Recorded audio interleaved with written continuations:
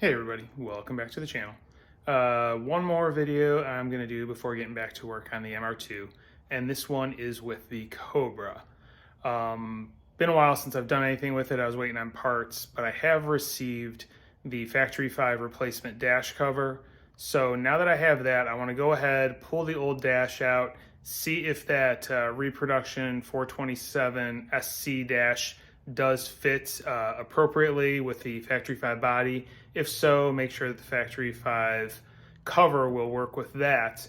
And if it does, then I can go ahead and send the cover off to the Shelby Foundation. They've got robotic autographs, so they can recreate the autograph on the dash panel. So I'd like to do that just to, kind of complete things. So what I'm gonna do is go ahead and start getting things taken apart so I can go ahead and get the dash taken out of the car. All right, so first things I'll have to do obviously is start disconnecting gauges, switches one by one. I'll go ahead and try and label and zip tie all the wires together, because once I have the dash out, next thing on the list is to gut all of the remaining wiring that's no longer needed in here from the Mustang harness.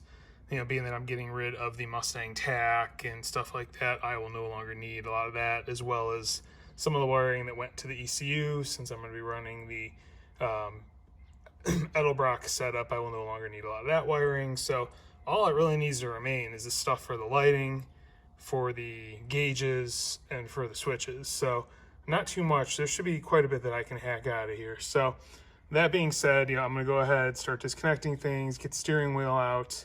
For a couple of the gauges, the 2 temp gauges, those are mechanical. I'm going to need to drain the oil out of the oil pan to get the oil temp probe out of the side of the oil pan, because that doesn't disconnect from the gauge. So the only way to take the gauge out is with the entire coil and probe. So same with the water temperature gauge. So for now, I'll go ahead and start working on the rest of the gauges and the switches, and then I'll get the oil drained and get to town on that. So yeah, first thing to do is get the steering wheel off, and there is seriously just no easy way to get this thing off without marring the finish. It's just so soft, even using like plastic pry tools, and that trying to get that center button out, it's just near impossible. So I went through this before. I think I did the in prior videos. I'll just have to polish everything up when I do final assembly, and that's even with the little air hole that I drilled in here previously to make life easier putting it together. That's a little tip that I came up with. Drill a small hole in there, that way you don't have this pocket of air that gets sealed by the O-rings, because if without that you just fight and fight and fight trying to get it back into place, and then you're fighting suction trying to get it out. So make sure if you have one of these, you drill that little hole just right at the bottom there. No one will ever know it's there, and it'll make your life a lot easier. But anyway, that being said, I'm going to go ahead and get the center bolts out, get the steering wheel out, and then I can start working on the switches and gauges. All right, as you can see, been working at it for a while. Got a lot of the gauges out. The 2 that are remaining are the ones with the mechanical gauges, have the hard lines stuck in them. So need to get those disconnected from the engine and then fed through the firewall in order to get the dash completely out. But I need to get the dash loose and kind of out of the way before I can mess with that. So I'm going to go ahead, most of the switches and stuff are removed, loosened, etc. Go ahead, get the Phillips screw out, and then I can start kind of popping the dash out of the way and work on getting the remainder of the stuff out of here. All right, and here is the reminder as to why I am doing this nasty mess of wiring. A lot of this is no longer going to be needed with the factory Mustang gauges and the factory Mustang harness that is just kind of all wedged up in there. I am going to go to town on this and try and clean out as much of this unnecessary wiring as possible. So steps are going to be basically, before I do anything, I want to try and see if I can get that new dash to fit in here, what it looks like, if it's going to line up and whatnot. So I'm going to do that first, and then get everything taken care of with that, as like I said in the beginning, so I can see about sending it out and getting it autographed. And then once I have that kind of sorted out, then the just wirectomy, I guess we'll call it that, is going to begin, and that's going to be just kind of snipping through things and tracing wires and whatnot, keeping what I need to for the lights and the few little things that I am retaining, the heater and whatnot, and then removing everything else that is not necessary just to try and clean up this mess.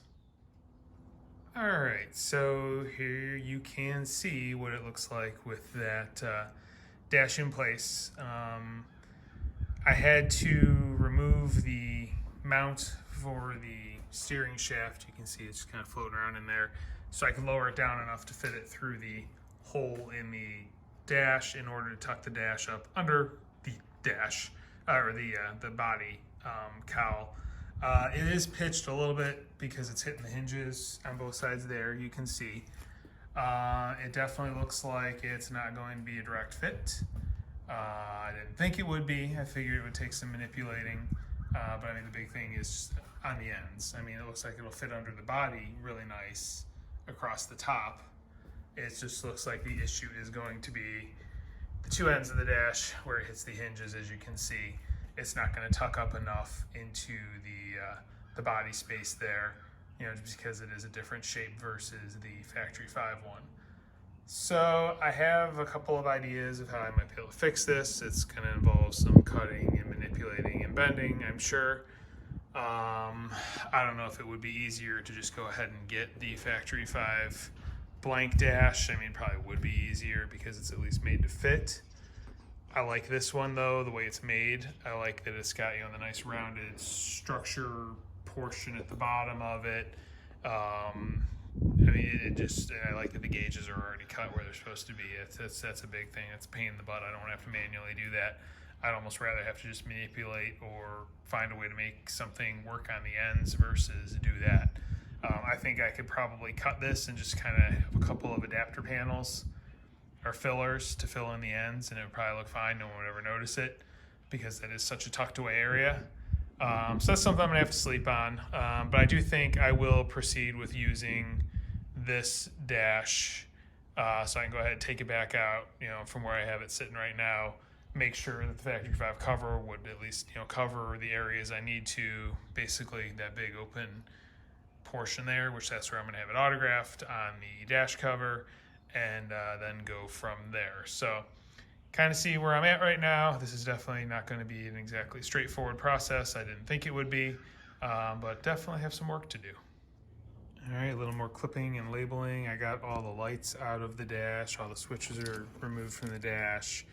And here's all the lights and whatnot for the gauges. All that's really left in the dash is the factory gauges, and then there were a couple of wires that were used. I've got the leads for the fuel gauge and the volt gauge that I'd use, so I'll need to figure out what those connected to, because all I did was just unplug this connector, which is the other side of it. It's floating around over here somewhere in this mess. But yeah, slowly but surely getting there. All that really is holding this dash in the car is this for the oil temperature gauge. So I'll need to drain the oil before I can disconnect that and remove it from the car. And then I can get that out of the oil pan, pull it through the dashboard or the firewall, and then I can get this old dash out of here. All right, so here you can see old dash is now out. And here I'm gonna lay down the new one on top, just so you can kind of get an idea of the differences. You know, again, this is rough, just laying one on the other. But yeah, so you can see the slight differences in the steering column opening. But then, yeah, the big difference is right here where the door hinges are gonna be and whatnot. So with this, I'm probably gonna have to like notch the end off just so I can clear the hinges. But other than that, it's not bad. I mean, it's height-wise, it's pretty much the same. Here, where the hole is that holds it into the dash, it's in a different spot on the new one. So I'll probably have to just create a tab and lower it down, something like that. And then, yeah, same thing on this side. Have to notch it to clear the hinges, and then I'll probably just make some sort of fill panel on each side that just kind of goes behind it, and this will just, you know, this will be the part that goes in and out, and then the fill panel will pretty much stay there all the time or just be removed separately as needed. So that is my thought, but just kind of wanted to show the differences between the two dashes when you lay one on top of the other. So this is definitely pretty thin, very light. I mean, it's really nicely formed, so that's why I really want to use it. It's, you know, seems to be a pretty quality piece. Pretty good job. And again, it's nice having all of the holes drilled. So that is the difference between the two dashes. All right, so the last thing I wanted to check was the fitment of my replacement cover from Factory 5 over the SC dash I got, and here you can kind of see how it lays out. Should work fine because, as I said previously, I'm gonna have to cut the bottoms off on the ends anyway, just to clear the hinges. So should be okay, definitely enough to work with. You know, on the top side, it'll fold around, no problem. It's, you know, well below. You can see how it's bending over. So, and same thing on the bottom, plenty to work with. So, yeah, that should definitely work. So what I'm probably gonna be doing next steps is I'll mark this up with like some chalk or whatnot, kind of draw a box on it and send this off to the Shelby Foundation, see if I can get it autographed. And then in the meantime, I will get back to work on removing wiring, things along those lines, getting this dash cut to fit. I think what I'm gonna end up doing on each end is I'll just create a separate blanking plate that'll fill in the little areas where this won't be able to cover, and then that should work. I can just paint it black or use like black vinyl on the blanking plates and just have those as separate plates to fill in, and then this will just kind of go up to those, how I have to cut it and fit around the hinges. So that being said, I think I am going to finish the video here on the Cobra. You know, this is a pretty good update as far as where things go, and I kind of have a plan of attack on how to use this reproduction 427 SC dash in my Mark II Factory 5. You know, keep in mind if you've got a Mark III, Mark IV, Mark I, maybe different. I know there's variations, you know, especially with the later ones, the Mark IVs, they're different. So maybe a little bit of differences there as far as what you may have to do to make it fit in yours if you're going to try. But this is at least what I have to do, make this work in the Mark II.